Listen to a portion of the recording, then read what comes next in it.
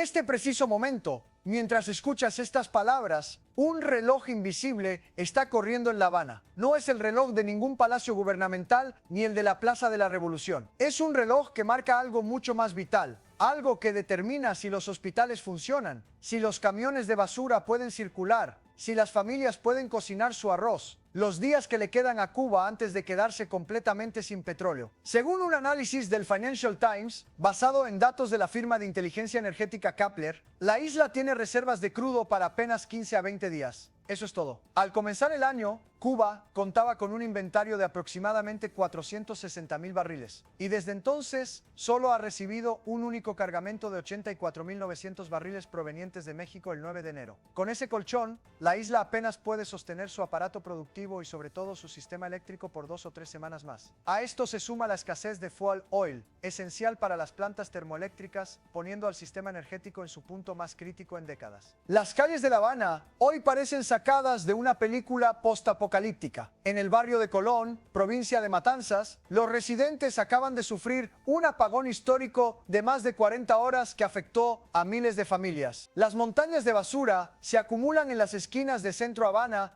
Cerro y 10 de octubre porque los camiones recolectores no tienen combustible para operar. Y en un dato que eriza la piel, algunos residentes de Matanzas han tenido que recurrir a beber agua de alcantarillas porque las bombas eléctricas llevan meses sin funcionar. Donald Trump observa esta agonía con la paciencia calculada de quien sabe que tiene a su presa acorralada. Este lunes, 2 de febrero de 2026, desde su residencia en Mar-a-Lago, el presidente estadounidense confirmó lo que muchos sospechaban: su administración está negociando directamente con los más altos niveles del gobierno cubano. Cuba es una nación fallida, declaró Trump a los periodistas. Ya no tienen a Venezuela para sostenerlos. México va a dejar de enviarles petróleo. Creo que estamos muy cerca de un acuerdo. Pero la pregunta que retumba en cada hogar cubano a oscuras es simple y aterradora. ¿Qué tipo de acuerdo puede negociar un país que literalmente cuenta las horas hasta quedarse sin el combustible necesario para sobrevivir? Para comprender la magnitud de lo que está ocurriendo, hay que retroceder exactamente un mes en el calendario. El 3 de enero de 2026, más de 200 efectivos de fuerzas especiales estadounidenses ejecutaron la operación Absolute Resolve, irrumpiendo en Caracas en las primeras horas de la madrugada para capturar al presidente venezolano Nicolás Maduro y a su esposa Cilia Flores. Lo que pocos anticiparon fue el efecto dominó devastador que esta acción tendría sobre Cuba.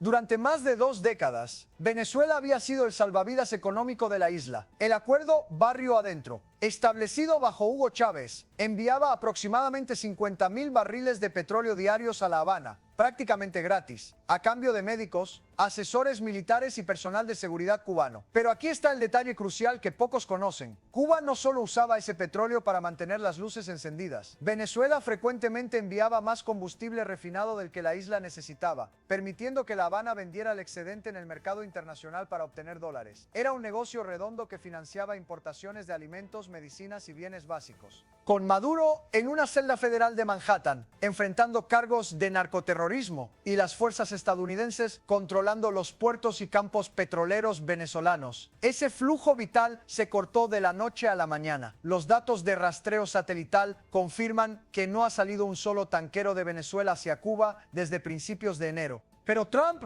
no se detuvo ahí. El jueves 30 de enero, el presidente firmó una orden ejecutiva declarando a Cuba una emergencia nacional y amenazando con imponer aranceles a cualquier país que venda petróleo a la isla. La orden permite al secretario de Comercio Howard Lutnick determinar si un país está vendiendo combustible a Cuba, y luego al secretario de Estado Marco Rubio decidir el nivel de aranceles punitivos que se impondrán a los productos de esa nación. El mensaje fue cristalino: cualquier país que ayude a Cuba pagará un precio económico devastador. El presidente cubano Miguel Díaz-Canel respondió con furia, acusando a Trump de intentar estrangular la economía cubana con medidas que demuestran la naturaleza fascista, criminal y genocida de su administración. El canciller Bruno Rodríguez calificó la orden como un acto brutal de agresión y defendió el derecho absoluto de Cuba a importar combustible de socios comerciales sin interferencia estadounidense. Pero las palabras, por más fuertes que sean, no llenan tanques de combustible ni encienden generadores en hospitales a oscuras. La captura de Maduro reveló un secreto que La Habana había negado durante años: la profunda presencia militar cubana en Venezuela. El gobierno de Cuba confirmó que 32 de sus ciudadanos, todos miembros de las Fuerzas Armadas Revolucionarias y del Ministerio del Interior, murieron durante la operación estadounidense. No eran médicos ni asesores civiles. Eran soldados y agentes de inteligencia que formaban parte del aparato de seguridad que protegía a Maduro. El secretario de Estado, Marco Rubio, fue explícito al respecto. Todo el equipo de seguridad que ayudaba a proteger a Maduro, esto es bien conocido, toda su agencia de espionaje estaba llena de cubanos. Entre los fallecidos se encontraba el coronel Humberto Roca, quien en el pasado había sido responsable de la seguridad personal de Fidel Castro. El 15 de enero, los restos de los 32 soldados fueron repatriados a La Habana en ataúdes envueltos en la bandera cubana. El presidente Díaz-Canel y el retirado líder revolucionario Raúl Castro, de 94 años, vestidos con uniforme militar completo, recibieron los féretros en el aeropuerto internacional. Una caravana fúnebre los transportó por una de las principales avenidas de la capital, flanqueada por miles de personas que rendían homenaje, ondeando banderas y saludando. Al día siguiente, decenas de miles de cubanos se congregaron en la plaza antiimperialista José Martí, frente a la embajada estadounidense, para protestar contra las acciones de Washington. Estados Unidos está gobernado por un presidente que se considera un emperador, declaró René González, uno de los manifestantes. Debemos mostrarle que las ideas valen más que las armas. Díaz-Canel estrechó manos con los asistentes antes de pronunciar un discurso en el que acusó a Washington de abrir la puerta a una era de barbarie, saqueo y neofascismo. Aquí nadie se rinde, proclamó el presidente cubano. Pero la realidad económica cuenta una historia diferente. Esos 32 soldados muertos son el recordatorio macabro de que Cuba no tiene capacidad militar para resistir una intervención estadounidense si Trump decidiera actuar directamente. Su única carta es la diplomacia. Pero, ¿qué puede ofrecer un país que está literalmente contando los días hasta quedarse sin combustible? La presión de Trump funcionó con una velocidad que sorprendió incluso a los analistas más pesimistas. El martes de esta semana, Pemex, la petrolera estatal mexicana, canceló un envío de crudo que ya estaba programado para zarpar hacia La Habana. La presidenta mexicana, Claudia Sheinbaum, intentó presentarlo como una decisión soberana que no fue tomada bajo presión estadounidense, pero nadie en la comunidad internacional se lo creyó. Los números cuentan la historia real. Entre mayo y agosto de 2025, México envió más de 3.000 millones de dólares en combustible subsidiado a Cuba a través de Gasolinas Bienestar, una subsidiaria de Pemex. Esa cifra es 3 veces mayor que los envíos totales durante los últimos 2 años del gobierno anterior. Pero después de una visita del secretario de Estado Marco Rubio a México en septiembre, los envíos cayeron de 22.000 barriles diarios a apenas 7.000. Y ahora, con la orden ejecutiva de Trump amenazando el comercio bilateral más importante de México, Sheinbaum enfrenta una decisión imposible. No queremos poner a nuestro país en riesgo en términos de aranceles, admitió la presidenta mexicana este domingo, dejando claro que la solidaridad latinoamericana tiene sus límites cuando el gigante del norte amenaza con represalias comerciales. Sheinbaum anunció que México enviará ayuda humanitaria a Cuba esta semana, incluyendo alimentos y suministros médicos transportados por la Armada Mexicana. Pero notablemente ausente de ese anuncio estaba cualquier mención de petróleo. La situación se complica aún más por la deuda. Según el analista energético Ramses Pech, Cuba le debe a México más de 1.500 millones de dólares por exportaciones de crudo y diésel realizadas entre mayo y noviembre del año pasado. México no solo está dejando de enviar petróleo nuevo, está absorbiendo pérdidas masivas por combustible que probablemente nunca será pagado. Rusia, el otro proveedor histórico de Cuba, contribuía aproximadamente 6.000 barriles diarios, pero sus envíos han sido irregulares y están sujetos a las mismas presiones internacionales. En resumen, Cuba está siendo estrangulada energéticamente desde todos los frentes simultáneamente. Caminar hoy por las calles de La Habana es presenciar el desmoronamiento de una sociedad en cámara lenta. El sistema eléctrico nacional opera con un déficit de más de 2.000 megawatts, muy por encima de la capacidad de generación disponible en provincias como Santiago de Cuba, que aún no se recupera del devastador huracán Melissa. Los apagones pueden extenderse hasta 20 horas diarias. Incluso la capital, históricamente protegida de los peores cortes de luz, ahora sufre 10 horas o más sin electricidad cada día. Todo el sistema eléctrico nacional ha colapsado completamente 4 veces en los últimos 6 meses. Pero la falta de luz es solo el primer eslabón de una cadena de miseria. Sin electricidad, los refrigeradores no funcionan. Sin refrigeración, los alimentos se pudren. Sin combustible, los camiones de basura no pueden operar. El resultado es visible y pestilente en cada esquina. Montañas de desperdicios que se acumulan durante semanas, creando el ambiente perfecto para la proliferación de mosquitos y enfermedades. Y aquí es donde la crisis energética se transforma en una emergencia sanitaria de proporciones bíblicas. Cuba está enfrentando simultáneamente brotes de dengue, chikungunya y fiebre de oropouche. Según datos del Ministerio de Salud Pública, más de 23.000 casos sospechosos han sido registrados, con 76 pacientes desarrollando síndrome de Guillain-Barré, 25 con encefalitis y 15 con meningoencefalitis. En Santiago de Cuba, los niños representan el 65% de los pacientes graves hospitalizados. El gobierno oficialmente reconoce 33 muertes asociadas a estas enfermedades, aunque expertos independientes creen que la cifra real es significativamente mayor. Los hospitales están desbordados y carecen de los recursos más básicos. Una residente de Pinar del Río describió la situación a medios internacionales. Las condiciones no son adecuadas para recibir personas. Todo ha colapsado. Solo recomiendan hidratación y paracetamol. En el hospital de Cárdenas, los pacientes y sus familias deben costear de su bolsillo los reactivos y medicamentos porque simplemente no hay suministros disponibles. Los apagones prolongados impiden que los hospitales mantengan equipos médicos funcionando, refrigeren vacunas o realicen diagnósticos adecuados. Mientras la infraestructura colapsa, la economía cubana se desintegra a velocidad vertiginosa. El peso cubano ha perdido más del 10% de su valor frente al dólar en apenas las últimas 3 semanas, disparando los precios de los alimentos básicos hasta niveles inalcanzables para la mayoría de la población. En el mercado informal, donde la mayoría de los cubanos se ven obligados a comprar porque las tiendas estatales están vacías, el dólar se cotiza a más de 400 pesos cubanos, muy lejos del tipo de cambio oficial de 24 pesos. La inflación real, según economistas independientes, supera el 400% cuando se incluyen los precios del mercado negro. El gobierno intentó mitigar la crisis duplicando las pensiones a 4.000 pesos mensuales, pero esa cantidad, al tipo de cambio informal, equivale a apenas 7 u 8 dólares al mes. No alcanza ni para comprar un pollo o una docena de huevos a precios subsidiados. Los testimonios de cubanos desesperados llenan las redes sociales. Yaite Verdesia, una residente de La Habana, expresó a Reuters: "Esto me ha puesto en una situación imposible. No hay salario que pueda con esto". Mirta Trujillo, una vendedora ambulante de 71 años en Guanabacoa, rompió en llanto mientras contaba que ya no puede pagar la comida. "Solo estoy rezando para que Dios encuentre una manera de sacarnos de este lío". Un informe del Observatorio Cubano de Derechos Humanos revela que el 89% de la población vive en pobreza extrema. Las redes sociales muestran ancianos desmayándose en las calles e incluso muriendo literalmente de inanición. 7 de cada 10 cubanos se han saltado el desayuno, el almuerzo o la cena debido a falta de dinero o escasez de alimentos. Solo el 15% puede permitirse 3 comidas al día de manera consistente. Mientras Cuba se desmorona, Trump mantiene la presión con una mano y extiende la otra para negociar. Este lunes, el presidente estadounidense confirmó que su administración está en conversaciones directas con la gente más alta de Cuba. "Creo que vamos a hacer un acuerdo con Cuba", declaró desde Mar-a-Lago.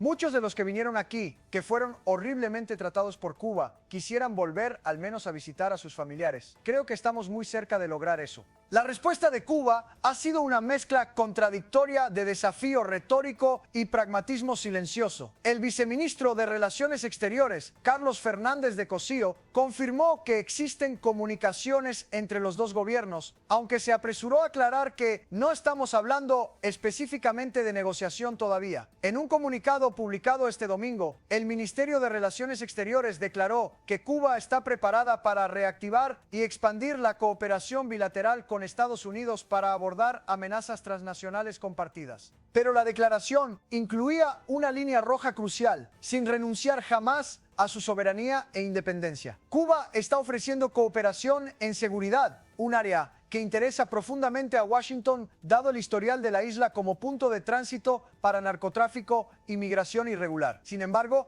el régimen insiste en que cualquier acuerdo debe respetar su sistema político. Inicialmente, Díaz-Canel rechazó cualquier negociación. "Nadie nos dicta lo que hacemos. escribió en redes sociales. Cuba no agrede, es agredida por Estados Unidos desde hace 66 años y no amenaza. Se prepara, lista para defender la patria hasta la última gota de sangre. Pero esa retórica combativa ha ido suavizándose a medida que las reservas de petróleo se agotan. El lunes, el presidente cubano admitió que ha habido contactos técnicos con Estados Unidos relacionados con migración, una apertura que semanas atrás habría sido impensable. Marco Rubio, el secretario de Estado de Trump, no oculta su objetivo final, el cambio de régimen en La Habana. Hijo de inmigrantes cubanos que llegaron a Miami antes de la revolución de Castro, Rubio creció inmerso en la cultura del exilio, donde las memorias de la isla y un profundo temor al socialismo siguen siendo fuerzas poderosas. Durante toda su carrera política, ha abogado por el fin del régimen comunista en Cuba. Tras la captura de Maduro, Rubio fue directo. Si yo viviera en La Habana y estuviera en el gobierno, estaría preocupado. El secretario de Estado ha declarado públicamente que la administración Trump amaría ver un cambio de régimen en Cuba. Trump ha amplificado estos sentimientos de manera casi burlona. El 15 de enero reposteó en su plataforma Truth Social un mensaje de un usuario que decía: Marco Rubio será presidente de Cuba, acompañado de un emoji de risa. El comentario de Trump sobre el reposteo fue simple: me parece bien. El mensaje enviaba una señal inequívoca sobre las intenciones de la administración. La estrategia parece clara: utilizar la asfixia económica para forzar una transición política. Según fuentes citadas por Wall Street Journal, Politico y Reuters, la administración estadounidense ha evaluado que la economía cubana está al borde del colapso total y el gobierno nunca ha sido tan vulnerable. Las publicaciones citan fuentes de la administración indicando que Estados Unidos está buscando contactos dentro del gobierno cubano que podrían ayudar a organizar un cambio de poder en la isla antes de que termine 2026. El analista energético Thomas O'Donnell describió la estrategia a Newsweek como un modelo de transición manejada por etapas, similar al aplicado en Venezuela, donde Delcy Rodríguez gobierna nominalmente pero bajo supervisión estadounidense efectiva. Para aquellos que recuerdan la historia cubana, la referencia inevitable es el periodo especial de los años 90, la brutal crisis que siguió al colapso de la Unión Soviética. Entre 1990 y 1993, el PIB cubano cayó un 35%. Hubo hambruna, epidemias de neuropatía óptica por desnutrición que afectaron a más de 50.000 personas y un éxodo masivo de balseros que arriesgaban sus vidas en el estrecho de Florida. Pero según el observatorio independiente Food Monitor Program, la crisis actual no solo es comparable a aquella pesadilla, la supera en intensidad, profundidad y deterioro acumulado. A diferencia de los años 90, la situación presente implica un deterioro más generalizado, con múltiples sistemas básicos en ruina simultánea y sin señales de mejora o reformas reales por parte del gobierno. El profesor Javier Corrales de Ciencias Políticas advirtió que Cuba está en su peor crisis desde que obtuvo su independencia de España tras la guerra de 1898. La economía de Cuba está en medio de su mayor colapso, quizás desde su independencia en 1902, afirma. No es solo el PIB. En los últimos 10 años, la isla ha sufrido escasez de productos de consumo básico, inflación alta, inversión en declive, cosechas empeorando, apagones repetidos. La pobreza y la desigualdad son más altas que nunca, enumera Corrales. El New York Times reportó el mes pasado que Cuba está atravesando su crisis más severa desde que Fidel Castro tomó el poder en 1959, superando incluso el llamado periodo especial. 3 apagones nacionales completos desde octubre, una crisis migratoria que ha reducido la población en al menos 1 millón de personas desde la pandemia y una economía estancada con proyecciones sombrías para los próximos años. ¿Qué sucederá cuando el reloj llegue a cero?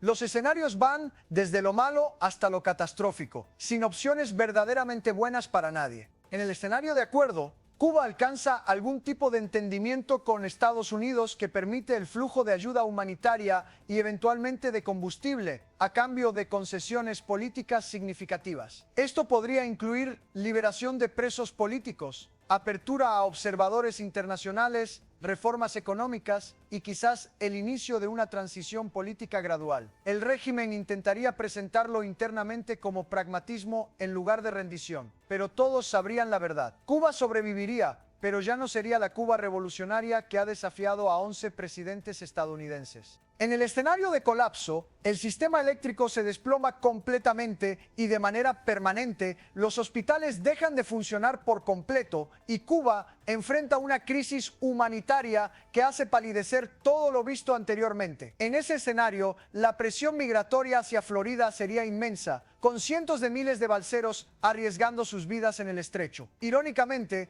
esto podría complicar los planes de Trump, quien ha prometido controlar la inmigración ilegal. Las estimaciones sugieren que sin intervención, Cuba podría estar mirando hambruna, colapso del sistema de salud y potencialmente disturbios civiles de proporciones desconocidas. Lo más probable es algo intermedio, negociaciones prolongadas y dolorosas, mientras Cuba recibe goteos de ayuda humanitaria insuficientes para resolver la crisis, pero suficientes para evitar el colapso total. Cada día que pasa, la posición negociadora de La Habana se debilita. Cada hora sin electricidad, cada hospital sin medicinas, cada familia sin comida erosiona la capacidad del régimen para resistir. Nicholas Watson, de la consultora Teneo, resumió la situación con una frase que debería helar la sangre de cualquier funcionario cubano. La crisis económica es tan severa que podría ser existencial para el régimen. Trump prometió que Cuba ya no recibiría ni petróleo ni dinero si no negociaba con Estados Unidos. Esa promesa se está cumpliendo ante nuestros ojos. Mientras tanto, en las calles oscuras de La Habana, Matanzas y Santiago de Cuba, 11 millones de personas esperan, rezan y sobreviven como pueden. Son ellos, no los funcionarios del gobierno ni los estrategas en Washington, quienes pagarán el precio de este pulso geopolítico brutal. Como dijo una anciana cubana a un periodista esta semana, los de arriba negocian, los de abajo sufrimos. Siempre ha sido así. La cuenta regresiva continúa. 15 días, tal vez menos. Y el mundo observa para ver si Cuba cede, colapsa o encuentra algún milagro de última hora que nadie puede imaginar todavía. Esta es una historia en desarrollo. Las ramificaciones de la crisis cubana se materializarán en las próximas semanas y la respuesta de Estados Unidos, probablemente más presión, se espera en cualquier momento. Si quieres mantenerte al tanto de la curva geopolítica,